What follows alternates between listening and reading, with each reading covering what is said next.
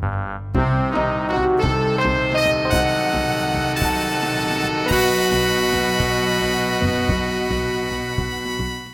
my crustacean commanders. I'm glad you've decided to watch this episode of the Uncommon Commander. Today I'll be presenting a $75 budget deck tech that will be sure to make your opponents crabby. Because today we're presenting Charix, the Raging Isle, who is not actually an isle, but is instead a 017 Leviathan crab. Yes, we finally have our crab commander we've all been clamoring for. And he is a punny boy. He has some self-protection in the ability that reads, spells your opponent's cast that target Charix the Raging Isle costs 2 more to cast. He also has an ability that costs 3 generic mana and says Charix gets plus X minus X until the end of the turn, where X is the number of islands you control. And for the visually impaired, the amount of puns in this video will make far more sense if I read his flavor text. Zendikar's seas are deeper than anyone can fathom. Obviously, after reading that pun, I have no choice but to flex my pun muscles. Okay, enough of that. This deck is all about swinging with Charix, being a 1 toughness claw-clacking baddie. To do that, we're obviously going Voltron, with an emphasis on his second ability. It may seem like we want to get as many islands on the board as we can, but that's crazy. You're crazy. We're mono blue, man. We can't get 16 islands on the board. No, we want 8 islands on the board. Exactly 8. That's our magic number. Then we can activate Charix twice to make him a 16-1 and 2-shot an opponent with him. With a little additional help, we can turn that into a 1-shot kill instead. So we've got a magic number theme. That is a theme, right? Sure. And I'll tell you now, we also have a small discard theme going on as well, but it's just a small one. We're going to try fishing as many islands out of our deck as possible, and then try to control our land base so that we only ever have 8 islands out when we activate Charix's ability. And the excess islands, you ask? We're going to turn those into value. First of all, we want to ramp some islands out, but we're in blue, which is great for artifact ramp, and not so great at land ramp. So what are we going to do? Worry not, I've thought of that. We're going to start by making sure we hit all of our land drops. Let's chart our course by starting out with Expedition Map and Renegade Map. Both of these cartographic wonders are 1-drops. The Expedition Map has an activation cost of 2 and sacrificing itself, and when you do, you can find any land in your deck, basic or non-basic, and put it into your hand. Renegade Map comes into play tapped, but then only has a cost of tapping and sacrificing itself to find a basic land and put it into your hand. Armillary Sphere and Wildfield Scarecrow both find 2 basic lands and put them into your hand when you pay 2 mana and sacrifice them. Armillary Sphere is a normal artifact, but the Scarecrow is additionally a creature with 4 toughness, making it a decent blocker before you sacrifice it. Journeyer's Kite and Thaumatic Compass both cost 2 to cast. Then you pay 2 more mana to tap and activate them. Both will find a basic land and put it into your hand. Thaumatic Compass will flip and turn into Spires of Orazca once you have 7 or more lands in play at the beginning of your end step. Because of this, Thaumatic Compass is generally considered the better of the 2 cards by most people, but I actually prefer Journeyer's Kite in this deck. I want to be searching up islands most of the game, and Thaumatic Compass flipping can be good if I need its Maze of Ith effect, but it can also be bad if I really just need more islands in my hand. We also have plenty of cards that search up lands and put them onto the battlefield instead of into our hand. First up, we have the poor man's Sword of the Animist, Explorer's Scope. When the equipped creature deals combat damage, you look at the top card of your library, and if it's a land, put it onto the battlefield. Wayfarer's Bauble, the artifact made famous by the Commander's Quarters channel, allows us to search up 1 basic land when we crack it and put it into play. This thing is $4 now. It's one of the most expensive cards in this deck. What is this crap? At 2 mana we have Surveyor's Scope and Dreamscape Artist. When you tap and exile the scope, it will find you X basic lands from your library and put them into play, where X is the number of players that control 2 or more lands than you do. Since we're actually restricting the size of our own land count, this thing can work really nicely in the late game, when the green players have 14 lands in play to your 10. It can also be nice early if you're not drawing lands.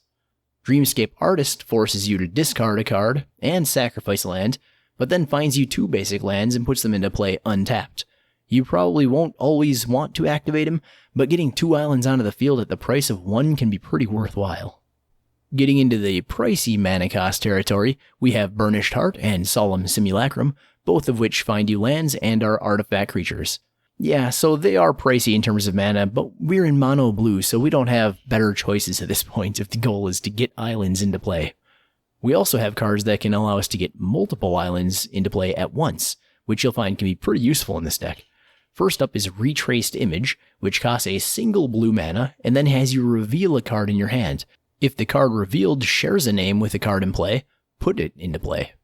If it isn't already clear, we're going to want to reveal an island from our hand. Walking Atlas is a 1/1 creature that costs 2 mana and has a simple tap ability that lets you put a land card from your hand into play. Patron of the Moon costs a whopping 7 mana to cast and is a 5/4 flyer, which is a bit weak for that mana cost, but Kamigawa, so that's to be expected. The reason we're using it, in spite of its stats, is its activated ability, which costs 1 generic mana and then lets you put 2 land cards from your hand into play tapped. Those can be basic lands, non-basic lands, or a combination of those. Getting into cards that both ramp and draw for us, we have Pendant to Prosperity and Girapur Orrery. The Pendant won't necessarily ramp you or draw you cards, but if it is activated by an opponent, it'll let them draw a card and put a land into play if they have one in hand, and then it'll let you do the same for free. The downside of the card is that you wasted 3 mana in 1 turn. The upside is that it lets you get a ton of cards into hand and lands into play for free. Girapur Orrery is a symmetrical card that lets each player put an additional land into play on each of their turns. If a player's hand is empty at the beginning of their upkeep, they'll draw 3 cards. There's enough card draw in this deck that it's rare that you'll actually get to draw cards from this, but putting down multiple islands in a turn is quite useful in the manipulation of our land count, so it makes the cut. Finally, Scare Tiller and Caged Sun round out this ramp section. We're going to have lands in our graveyard, I promise you, so Scare Tiller is going to be useful, and when he becomes tapped, he can either put a land from your hand into play tapped, or take one out of your graveyard and put it into play tapped. Caged Sun is a way for us to quote-unquote cheat with our mana. If all we're getting onto the field are islands instead of non-basics, we don't want to be stuck at 8 mana the entire game, even if we are stuck at 8 lands. Caged Sun makes 8 islands generate 16 mana. It's also a removal target, so have a counterspell ready. Now that we've ramped and gotten tons of lands into our hand, we're sure to have a library full of spells. To get them out, we'll have to cast some seriously cray card draw. Among card draw, we have several cards that allow you to draw just a little bit extra when considering how much they cost to cast, with the drawback that we'll also have to discard a card. Let's first check out those draw daddies. Mask of Memories and equipment that lets us draw 2 and discard 1 when we hit an opponent with the creature it's attached to. Monastery Siege, meanwhile, just chills out on our board as an enchantment that lets us draw an extra card during our upkeep and discard a card from our hand after drawing. That's its cons mode. Its Dragon's mode gives us added protection against spells that target us or a permanent that we control. Considering that Charix already has this exact protection for himself stapled on him, playing the Dragon's mode and making people pay an extra 4 mana to target him makes him nearly impervious to all but the most efficient spot removal. Speaking of making him difficult to target, Rain Academy Chancellor doesn't make him more difficult to target, just more difficult to want to target.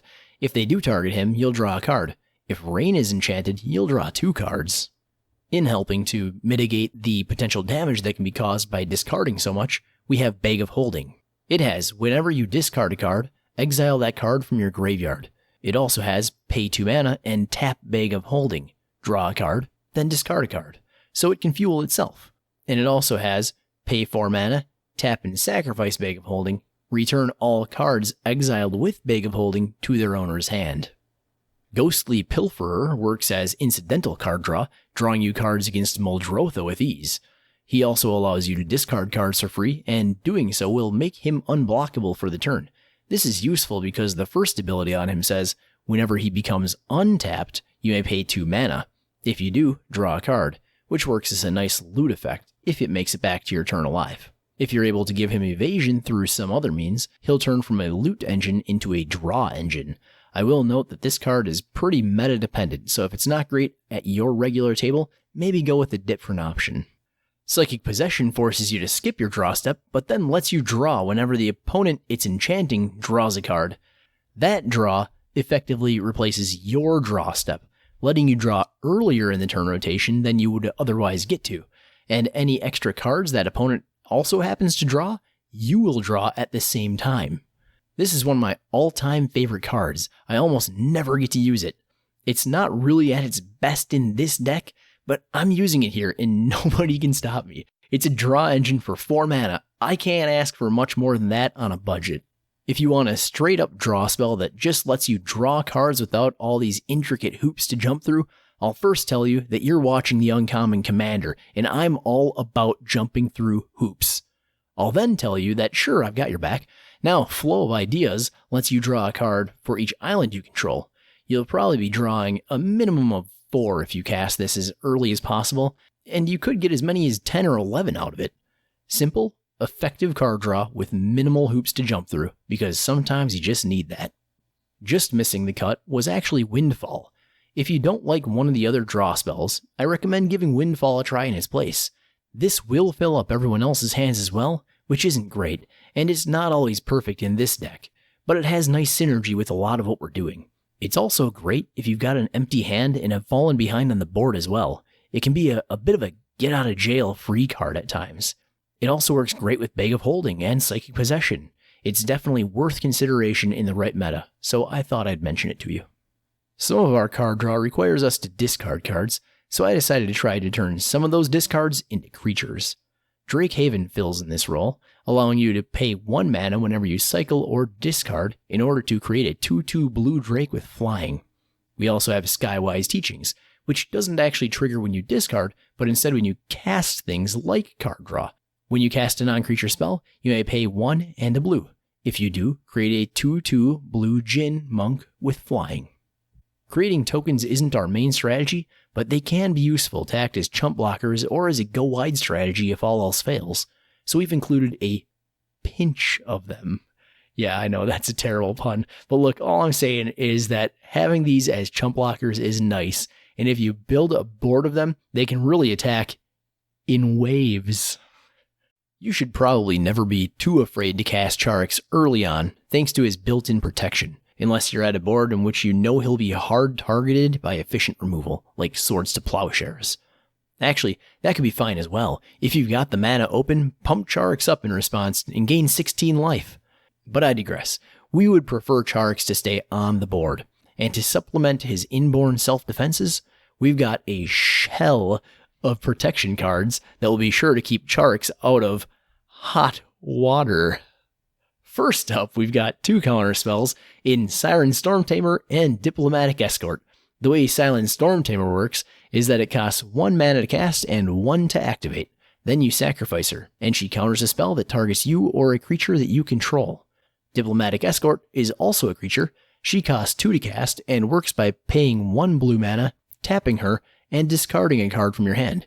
When you do, she'll counter a target spell or ability that targets a creature. Additionally, she appears to be doing it by using a shield fashioned from a giant shell. That's very on flavor, my lady. Well done. Speaking of flavor, Abashan is a squid man, and his desire is to protect Charix as long as there are 7 or more cards in our graveyard. I don't know why he has that condition, he's a weird guy. Regardless of the condition, though, he will make Charix more evasive by giving this island-sized crab flying. Some more traditional spells are Whisper Silk Cloak, Lightning Greaves, and Swiftfoot Boots.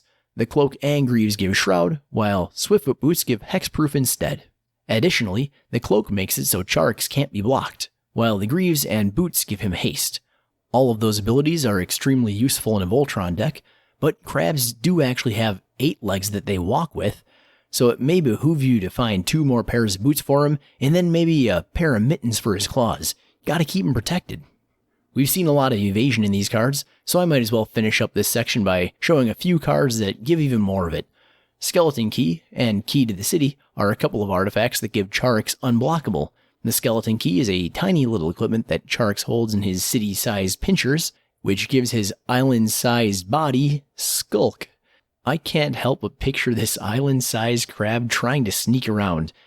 Does he use the logic of, if I don't move, they can't see me? Maybe. In any case, this equipment allows you to rummage when the equipped creature deals combat damage. Key to the City has an activated ability that requires it to tap and for you to discard a card. If you do that, up to one target creature can't be blocked this turn. Whenever Key to the City becomes untapped, we may pay 2 mana to draw a card. Tetsuko Umezawa, Fugitive, and Zenith Seeker round out our pure evasion spells in this deck. Tetsuko gives, creatures you control with power or toughness 1 or less can't be blocked, and Zenith Seeker is a 2/2 flyer that gives a target creature flying until the end of the turn whenever you cycle or discard a card. Obviously, when we're swinging while we have Tetsuko on the board, we'll want to attack with Charix as a 0/17, wait until blockers are declared, and then activate his ability in response to that declaration. Oh no, after all our ramping, we've got too many islands on the board. If we activate Charix twice, it'll kill him. He can only handle 8. Hey, get a hold of yourself. Now that we've tossed Charix into the Royal and gave him protection, this isn't the time to clam up. We'll simply have to change the number of islands we control, and let's get some benefit from doing that. Alright, let's start by just getting rid of some lands. For this we can use Coral Reef. From the Oracle text, Coral Reef enters the battlefield with 4 pulp counters on it. It has the ability, sacrifice an island, put 2 pulp counters on Coral Reef. And it also has the ability, pay 1 blue mana, tap an untapped blue creature you control, and remove a pulp counter from Coral Reef. Put a +0/+1 counter on target creature. This has great synergy with Charix. Every 2 toughness we're able to give him actually increases our magic number of islands by 1. So at his base toughness, the magic number is 8. At 19 toughness, the base number becomes 9. If we look ahead to 23 toughness, our magic number is at 11, and it is at that magic number that he becomes a one-shot kill, as you'll be able to turn him into a 22 power and 1 toughness creature. We can also turn our lands into card draw. Excavation is a symmetrical effect that is usually better for us than for our opponents, as we'll want to be sacrificing lands occasionally, yet our opponents usually won't. This card, however, becomes dangerous for us at a table with heavy ramping green decks. They can end up with so many extra lands that they'll happily take the card draw and possibly outpace you with it. Be careful of those decks. If you're worried about this, go with Cephalid's Scout in this card's place. It's less efficient, but it is safer. Soul Devi Sage is actually the most efficient of these spells, costing only the 2 initial mana to cast her. From there, she taps and you sacrifice 2 lands in order to activate her ability, and then you draw 3 cards and discard one of those 3 cards. Trade Routes has 2 abilities. The first lets you pay generic mana to return a target land that you control from your battlefield to its owner's hand. The second ability has you also pay 1 generic mana and additionally discard a land card. Once that activation cost is paid, you draw a card.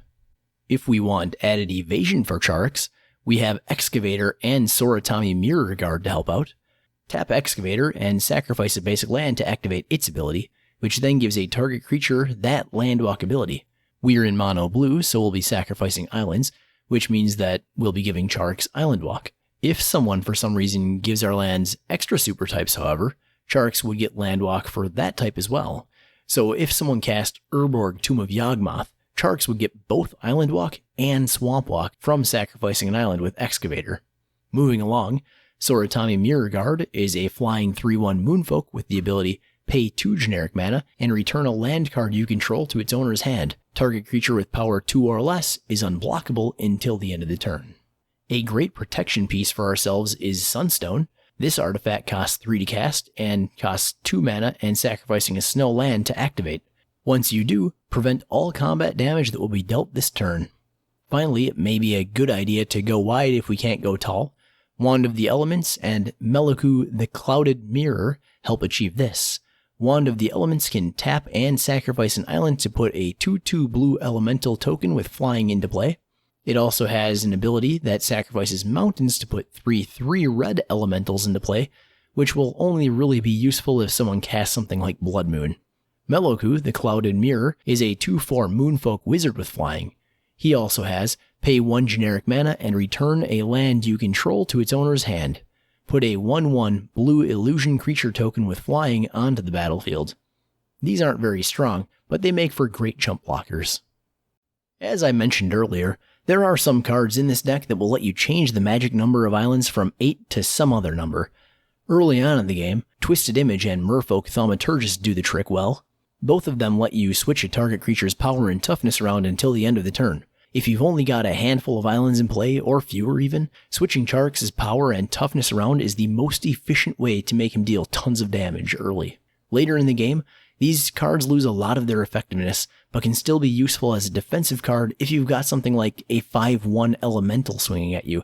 A 1/5 is far less frightening. A couple of cards that take changing the magic number as literally as possible are Slagworm Armor and Drake Umbra. Slagworm Armor is an equipment that gives +0/+6, increasing our magic number from 8 to 11, which is one-shot kill territory. Drake Umbra gives +3/+3, which doesn't seem quite as good at first glance as it only increases our magic number up to 9. But that +3 power actually proves very useful here, as we can pump Charix up with those 9 islands in play twice, which gives him 18 power and leaves him at 2 toughness. And that +3 power that seems so insignificant actually puts us at the perfect power of 21 for the one-shot kill. It also gives protection through totem armor and evasion through flying. It's everything we want on one card. Thassa's Emissary gets us to 21 power the same way Drake Umbra did, and allows us to draw a card when the enchanted creature deals combat damage. An equipment that will turn our magic number into a magic range is Inquisitor's Flail. With this equipped, anything between 6 and 8 islands will be a one-shot kill if you activate Charix twice. Alright, we've got to mention removal. In Mono Blue, most people think of counterspells, and we've got those, but I'm also going to unpack for you the most versatile array of blue removal spells I can muster on a budget. I warn you in advance, people will really hate these removal spells. Something like Shieldred can cause real headaches for this deck, so it's best to counter her and not let her hit the field. But even if you can't, there are spells here that can help, and that will keep your board nice and tidy. First, we have counterspells, Mana Leak, and Foil. We had some counterspells in our protection package as well that were useful as ways to protect Charix. These could also be used to protect Charix in a pinch. Okay, yeah, I've used that pinch pun like 3 times now. I'd say I'm sorry about that, but if I were really sorry, I would have just edited this out, right? Anyway, these counterspells go beyond mere protection, being able to target any spell. Mana Leak costs 2 and counters the spell it's targeting unless that spell's controller pays 3 mana. Combined with Charix's protection, this would make an opponent pay 5 extra mana. Foil costs 4 to cast and counters the spell outright. Of course, we should have an islands to spare in our hands in most games, so discarding one of those when you're tapped out on mana and casting Foil for free makes for a punishing and unexpected blow to your opponent's plans. If we want to destroy a creature, Pongify has our back. It's a 1-mana instant that destroys a creature and has the controller of that creature create a 3/3 green ape. You could technically use this on one of your own other smaller creatures if you really needed a bigger attacker too. To get rid of something indestructible, you want to bounce or exile, or imprison the problem. Preferably imprison it in some kind of a massive thing it can't get out of. Like maybe a moon? Imprisoned in the Moon is an aura that costs 3 and can target a creature, land, or planeswalker. It turns the card it's enchanting into a colorless land with no abilities except to tap for colorless mana. If your friends complain about you casting this on their stuff, just tell them that you're helping them ramp. Echoing Truth costs 2 and targets a non-land permanent. It returns that permanent to its owner's hand. Any other non-land permanents with that name also get bounced. Exile is another effective way to go, and for that we've got Curse of the Swine and Reality Shift. Curse of the Swine is an X spell costing X blue, and when it resolves, you exile X target creatures. For each creature exiled this way, its controller puts a 2/2 green boar creature token into play.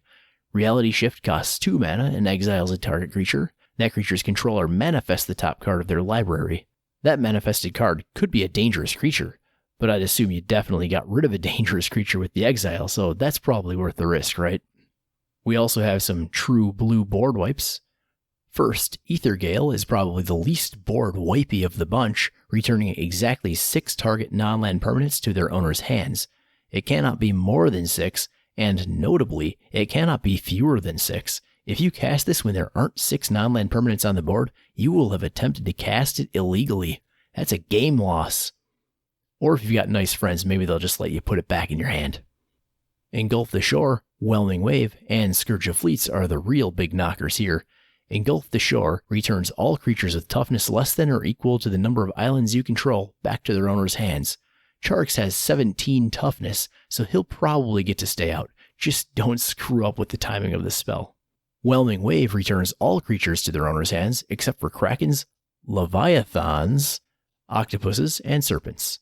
Finally, Scourge of Fleets works much like Engulf the Shore, except that it's one-sided. This leaves Scourge of Fleets on the field along with Charix. Scourge of Fleets can attack from one side, while Charix attacks from the other, creating a real pincer attack. Alright, on to our land cards. Spoiler alert, there will be islands. In trying to get as many islands out of our library as possible, as quickly as possible, we've got Evolving Wilds and Terramorphic Expanse. It may seem like I've lost it putting these two into a monocolored deck, but we can actually crack these to look for islands, then tap Scaretiller and bring them back, ready to be cracked again and find another island. Round and round we go. In that same vein, we have Myriad Landscape, which sacrifices itself to ramp us. Also ramping us, but in a very different way, is Terrain Generator, which lets us put down an extra land from our hand when it's activated. A way to kind of cheat the island number restriction in this deck is to use Lotus Field and Coral Atoll. Lotus Field has hexproof, enters tapped, and when it enters the battlefield you must sacrifice 2 lands. It then taps to add 3 mana of any one color. Coral Atoll enters the battlefield tapped, and then requires you to return an untapped island you control to your hand. It then taps for a generic mana and a blue mana. These are a good way to limit the number of islands you have, while not sacrificing the mana from them. We also have some colorless utility lands in Buried Ruin and Gaia Reach Sanitarium. Buried Ruin sacrifices itself to return an artifact from the graveyard to your hand, and Gaia Reach Sanitarium is a nice way of discarding extra island cards from your hand in order to put spells into it. 2 other colorless utility lands we have are Ghost Quarter and Tectonic Edge. Ghost Quarter destroys any target land, and its controller puts a basic land card from their library into play. Tectonic Edge destroys specifically a non-basic land and does not give them back a basic one. These are here because sometimes I'd like to Maze of Ith, but I can't, so I'll destroy it instead. Finally, our basic lands are 18 islands and 7 snow-covered islands. Snow-covered because of Sunstone, of course. Gotta have that repeatable Instafog. Well, you've made it through all 100 cards of the deck. That's right, today I didn't try to fool you. I actually told you exactly what was in the deck without jumping through any hoops. That must mean I have something dastardly planned. And indeed I do. For today's final countdown shall be a celebration of the cards I really wanted to put in this deck, but could not fit in the budget. Today I'm going to show you how awesome this deck could be if you took the budget for it and threw it into the sea. These 5 cards are the non-budget upgrades. Prepare to save up your money. You're gonna need it. Up first, at number 5, and I'm sure that phrase wasn't at all confusing, is a continuation of the cheating we did with Lotus Field. It's a land, and its name is Lotus Vale. Scorched Runes and Soul-Heavy Excavations. Yeah, so I'm plugging 3 cards in here. We're cheating on mana. I'm cheating at numbers. We're playing mono blue. We're all cheating here today. Lotus Vale is the old version of Lotus Field. When it comes into play, you sacrifice 2 untapped lands or sacrifice Lotus Vale. It notably does not enter tapped, but it also lacks hexproof, making it more vulnerable, and it costs $28. Scorched Rune has exactly the same ETB trigger, but adds 4 colorless mana instead, actually ramping you. It's $30. Soul-Heavy Excavations has you sacrifice an island with its ETB. It then taps to add a colorless mana and a blue mana. It has a second ability that lets you pay 1 generic mana and tap it to scry 1. It's only $7.50. I'll be honest with you, at number 4, I'm going to cheat again. Number 4 represents 2 cards, both of which reduce the cost of activated abilities: Hearthstone and Training Grounds. Hearthstone is the cheapest card on this entire list at $4.50 and reduces the activated abilities of each creature by 1 generic mana. That's a symmetrical effect, which may partially explain why it's much less expensive than the $45 Training Grounds. That baby costs 1 blue mana to cast and reduces the cost of activated abilities of creatures you control by 2 generic mana. It's worth noting, if both of these are on the field, Charix's ability will still cost 1 generic mana. At number 3, I've decided to finally stop cheating. Scaretiller is pretty awesome in this deck, especially if you can give him evasion in order to keep him alive. What's even better than Scaretiller is Crucible of Worlds. This 3 mana artifact lets you play land cards from your graveyard, allowing you to easily reuse them in this deck. Out of all the cards in this segment, this one may be the most regularly useful one. Reusing our lands is really powerful in this deck, not in an explosive way or anything, but in a kill your opponents with value over time sort of way. Oh, and it also costs $34. At number 2, I'm going back to my old tricks. We've got Gauntlet of Power and Extraplanar Lens. Gauntlet of Power is basically an additional copy of Caged Sun, except this one costs $21. But Extraplanar Lens says, hold my beer and watch this. It feeds into our game plan, letting us exile an extra island, and then it doubles the mana for each island on the battlefield. It comes in at $38. Oh, and if you put this card in this deck, be sure to remove a couple of the snow-covered islands. Those don't have the same name as regular islands do. Alright everyone, let's break out the bubbly. We finally reached number 1. This card was close to making it, it just barely missed the budget. Coming in at the low price of $110 is Land Equilibrium. A card that feels more like a white card, Land Equilibrium's Oracle text reads, if an opponent who controls at least as many lands as you do would put a land onto the battlefield, that player instead puts that land onto the battlefield, then sacrifices a land. After all, if we're going to be limited on the number of lands we control, why shouldn't everyone play down to our level? Oh, and if $110 is too much for you, I should note that this was the price on TCG Player the day I made this video. Over at Card Kingdom, it was $199.99. You're saving $90, quit complaining. Well, the drums have started up, and that means we've come to the end of our show today. I want to thank you for watching this episode of The Uncommon Commander. Each deck I make a video for can be found at my Tapped Out page, which is linked to in each video description. Feel free to copy your favorite decks or swap cards in and out to really make them your own. Again, if you enjoyed the video, and I hope you did, please click the thumb up icon below this video and click my logo embedded in this video to subscribe so that you don't miss our future content. Also, feel free to leave a comment below or email me at uncommoncommander@gmail.com, spelled exactly how it sounds. Thanks for watching, and I'll see you next time, friends.